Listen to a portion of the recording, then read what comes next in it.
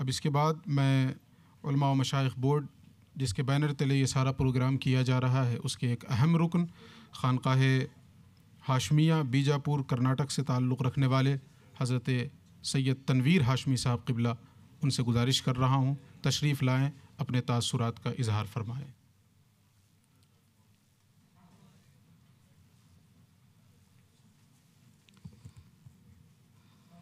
بسم اللہ الرحمن الرحیم۔ انتہائی محترم، محتشم، مکرم سادات کرام، مشائخ اعظام، علماء ذوی الاحترام، عزیزان گرامی قدر،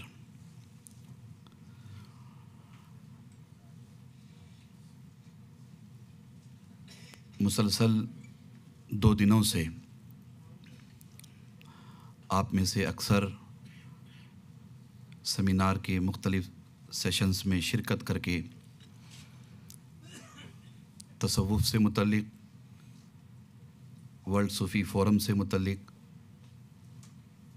اور خانقاہی نظام سے متعلق بہت ساری باتیں سماعت کی ہیں۔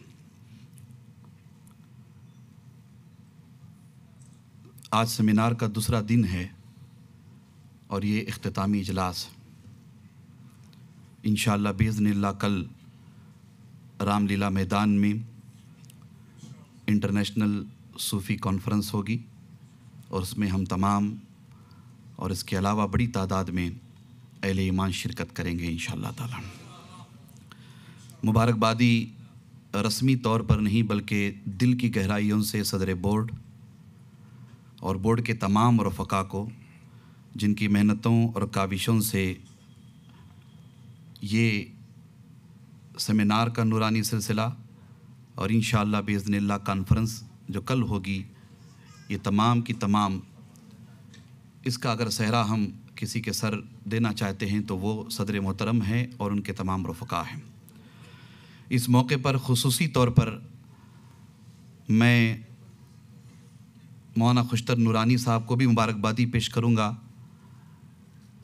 جن کی محنتیں میں سمجھتا ہوں کہ کم و بیش 2-3 مہینوں سے مسلسل ہیں، اور اس سیمینار کے لیے خصوصی طور پر مولانا خوشتر نورانی صاحب نے بڑی محنتیں کی ہیں۔ میں دل کی گہرائیوں سے مولانا خوشتر نورانی صاحب کو بھی مبارکبادی پیش کرتا ہوں۔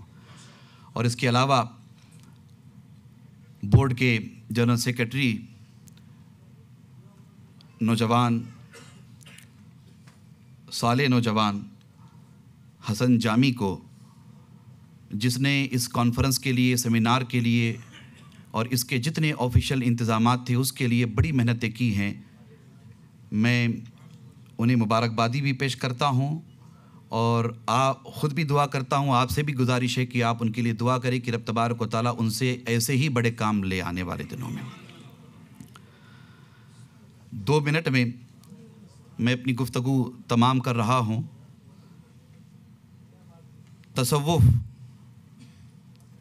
صوفیہ اور تعلیمات صوفیہ، اس کے اس بات میں جہاں ہمارے اپنے پاس بہت زیادہ مواد ہے، بہت زیادہ مواد اس کے اس بات میں ہمارے یہاں موجود ہے، ہمارے اپنی لائبریریز میں، ہماری کتب خانوں میں، خانقاہوں میں، درسگاہوں میں، وہیں تصوف کی مخالفت میں بھی بہت بڑا مواد مارکیٹ میں موجود ہے۔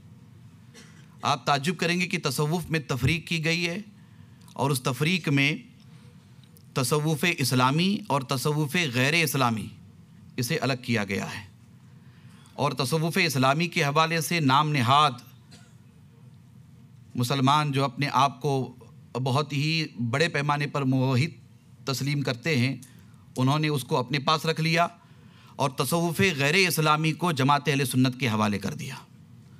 یہ ایک بہت بڑا المیہ ہے۔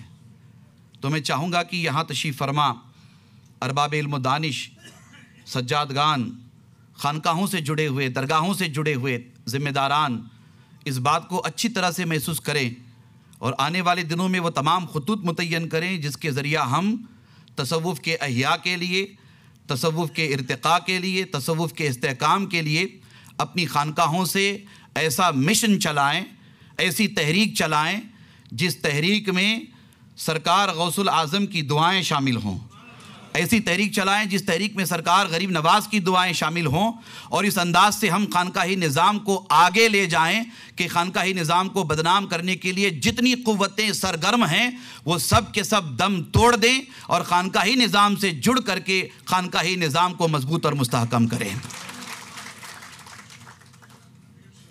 بڑی لمبی چوڑی تقریریں، بہت سارے مقالے وغیرہ سب پڑھے گئے ہیں، جیسا کہ ابھی پیشرو مقررین نے اپنے تاثرات میں بہت ساری اچھی باتیں کہیں۔ اتنا یاد رکھ لیں کہ وہ تصوف جو کتاب اللہ اور سنت رسول اللہ سے متصادم ہے وہ تصوف غیر اسلامی ہے، اور وہ تصوف جو عین کتاب اللہ اور سنت رسول اللہ کے مطابق ہے، سمجھ لیں کہ وہ تصوف اسلام کی روح اور اسلام کی جان ہے۔ اس کے لیے اخبارات میں، سوشل میڈیا پر جب سے صوفی کانفرنس کی تیاری میں ہم لوگ لگے ہوئے ہیں، بہت سارے کمنٹس آتے ہیں اور الگ الگ طرح کی باتیں ہو رہی ہیں، الگ الگ طرح کے کمنٹس، الگ الگ طرح کی تنقیدیں، بہت ساری چیزیں سوشل میڈیا پہ آپ دیکھتے رہتے ہو۔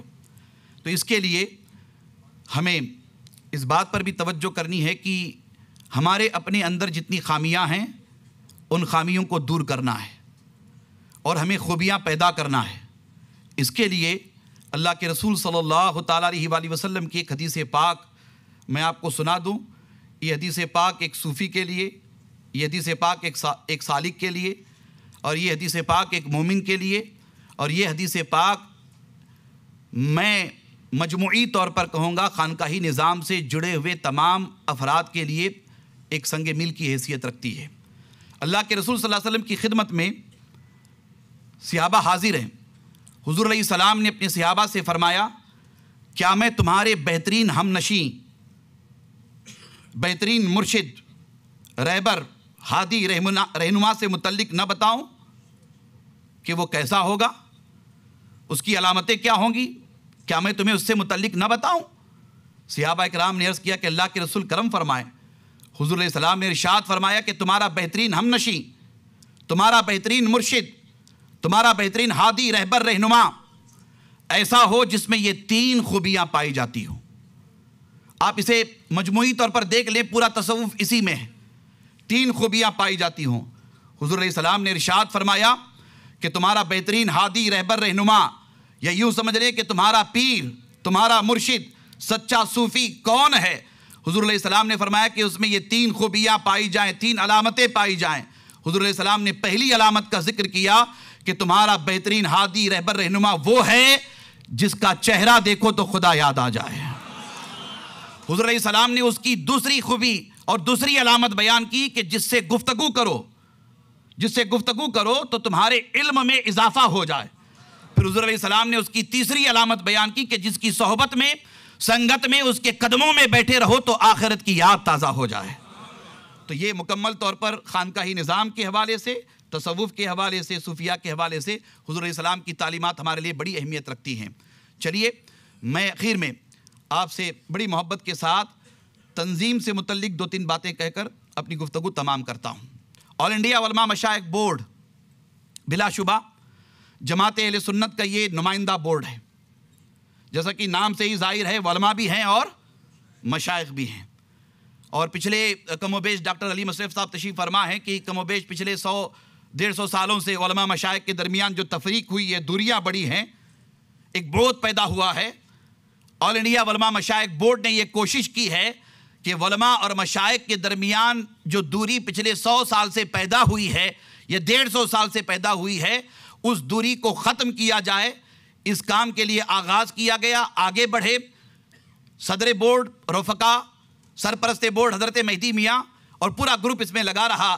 الحمدللہ آج آپ اپنے ماتھے کی آنکھوں سے دیکھ رہے ہیں کہ 100 سال کا یہ خلا، 100 سال کی یہ دوریاں جو علماء مشائخ کے درمیان پیدا کی گئی تھی، آل انڈیا علماء مشائخ بورڈ قائم کر کے ان دوریوں کو ختم کر دیا گیا۔ اب آپ کی یہ ذمہ داری ہے کہ آپ بورڈ کو مضبوط کریں۔ یہاں سے میں سمجھتا ہوں کہ کم و بیش ملک سے نمائندگی ہو رہی ہے، اور علماء مشائخ کی بڑی ٹیم یہاں تشریف فرما ہے۔ میں نوجوان علماء اور مشائخ سے بھی گزارش کروں گا کہ اس تنظیم کا حال وہ نہ ہو جو ماضی میں ہمارے ہاں جماعت اہل سنت میں بہت ساری تنظیموں کا ہو چکا ہے۔ میں چاہوں گا کہ اس بورڈ کو مضبوط کیا جائے، اس بورڈ کی مضبوطی آپ کے ہمارے ہاتھوں میں ہے۔